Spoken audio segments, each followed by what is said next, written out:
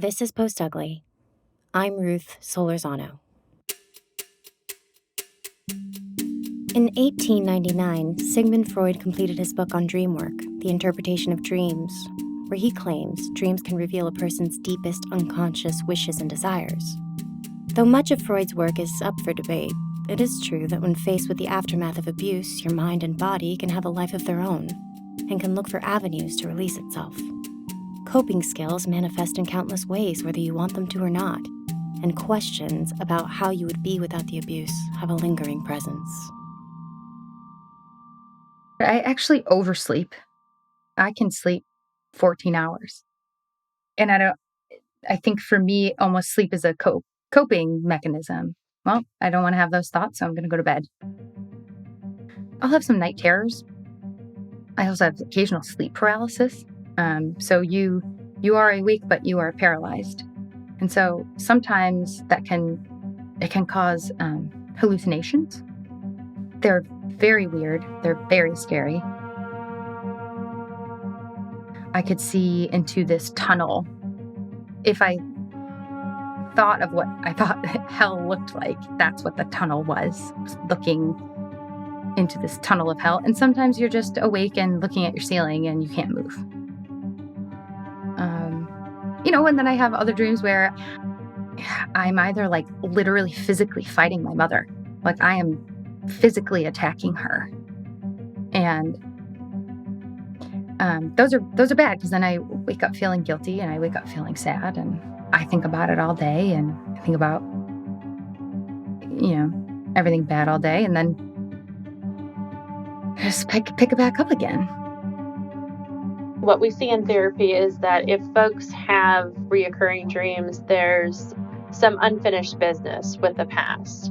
So they're trying to work something out in their sleep that they're not being conscious to, or that they're not giving the attention that it needs. And so I always say in therapy that, the more we push things out, they come out in other ways. And so often it can come out in our dreams. Another piece of this is that often it can come out in times of stress. So something else is bothering you, you're having some sort of response, and so these things come back up.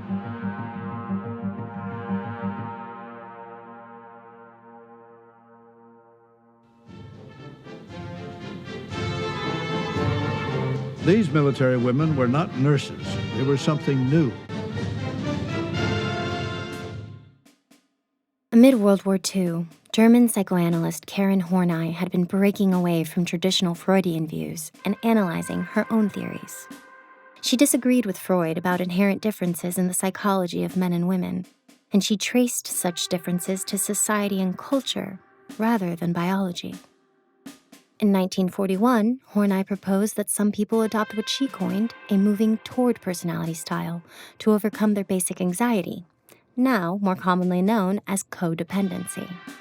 Some characteristics include overcaring, inability to set boundaries, and the overwhelming need to feel acceptance and affection. As Dr. Christie Jenkins mentioned last episode, people have varying reactions when it comes to abuse. You can be overly reliant and crave affection, or not want to be touched at all. It is like a lingering, there's behaviors that, the decisions you make that you wouldn't have made probably if you didn't have that kind of trauma, especially in relationships. I think my childhood resulted in me being extremely codependent. So I never knew what codependency was. I never knew it. And then when Art and I got together, he learned about my history. He goes, God, you're really codependent. And I went, what does that mean? What is that? And he said, well, you thrive on someone who really needs you and is a hot mess. And that makes you feel useful in the world. He goes, that's what you've done your whole life. You find these hot messes and somehow that just, that's your role. I don't really like being touched. Don't like it at all. I think I appear touchy because I am touchy with other people, but I just can't deal with it. But I would just, it doesn't irk me or anything like that. It's just that I don't get as much satisfaction. I just don't get as much satisfaction from it as most people seem to get. I will say that I never liked to be controlled sexually. Not that I want to control somebody else, but I cannot be I can't be on my back. I can't be in a vulnerable position like that. It will freak me out. It doesn't do it anymore, but certainly I knew that was a thing with me when I was in my 20s and 30s and stuff. I could not. No. The thing I'm always trying to solve is, the relationship between sex and love. I was, fine with sex. I could have sex with anyone at any time. I was fearless, everything. And I really enjoyed it. Thought I did. But the minute I'd have a relationship where, there's sort of sexy beginning bit, isn't there, where your hands all over each other, and then you sort of settle into a more lovemaking type of thing, right? And once I start falling in love with someone, the sex seems to go right off. I get big bored of it. And that's been a problem for years. So I can't love someone and have sex with them, or have sex with someone but not love them, So I'm working on that still. Much of intimacy comes from other pieces. So not only sex, I think we think about sex first and foremost being sexual creatures, beings, but there's lots of other things that spike intimacy, like the looks that you give each other, if you hold hands or if you hug. I think that folks feel so weird and so odd and like, oh, I could never be intimate with somebody again. And I think taking it slow and learning who you are and what you want. This is the thing, the problem with this experience, the thing that bothers me is I don't know how I would be without it. Would I be a different person? Who knows, right? One of the most common fantasies that we have as abuse victims is replaying abuse, whether it's just something you can't help or whatever. It's like the most common mental experience that people that have this kind of abuse have. And I didn't know that. And I thought, so I'm not a freak, for thinking about this. Like, no, of course not. You can't help but be. There's going to be part of that part of you. And I was really worried about where that might lead. I was like, oh my God, I don't want to turn into a monster myself. And as a man, you hear that a lot, like the abused become abusers and all that stuff. And I used to be so stressed out about that happening. That was leading to suicidal thoughts. Just it was awful. But I realized that that's not the case. It's actually a bit of a myth. You don't have to repeat the patterns that have been placed upon you, and you can break out of those patterns, and you don't have to live a life in your head that's negative and dark all the time. You can mentally be strong enough to be in a better place and a more positive place. When we look at the research, just because you grew up in an abusive home or just because you were abused does not automatically mean that you're going to be an abuser or be abused. It's not a death sentence. I think that people think of it in that capacity, like I am never going to be right in a relationship. I don't know what that looks like. I'm never going to be whole. There's always going to be a piece missing from me. And that's absolutely not true. You can, through, the use of coping skills and getting a new skill set and tools and therapy, you can know how to navigate a relationship and not be an abuser and not be abused. Because you never clearly get over this. I mean, it's always a part of who you are, but you're able to take that and really make something more positive out of it.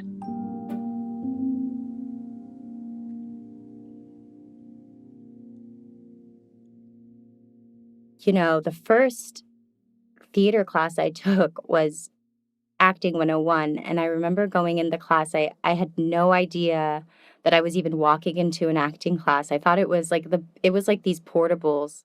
One of the portables said theater on it. And I thought it was like movie theater. Like I didn't realize it was like theater, And I went in and it was an Acting 101 class.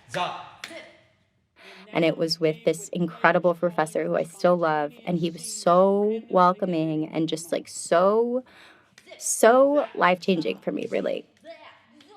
And I walk in and he's like, come on in. Like, we're looking for more people. Like, come on in. We're doing these exercises. And, and that was the first class where I actually like could hug someone and not feel like I was going to be violated.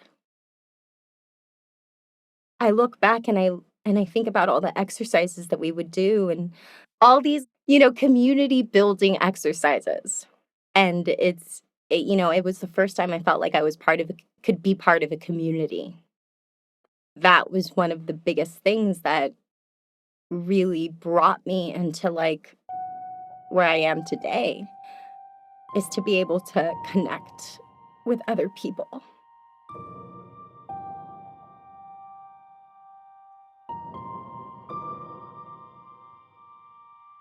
Affection and connection can be foreign in the aftermath of abuse. Remaining patient with yourself is key to traversing the push and pull of everyday relationships and can lead to a more fulfilling life.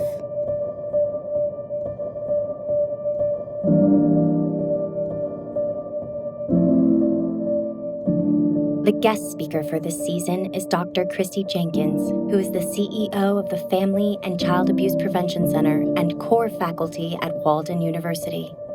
For more information and resources, visit fcapc.org.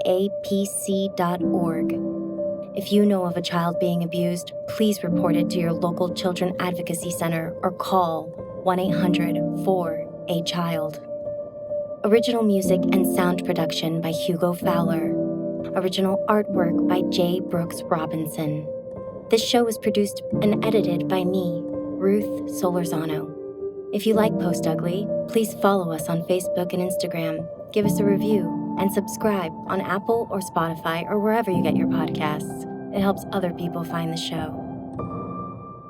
And thank you to our courageous survivors for sharing your stories.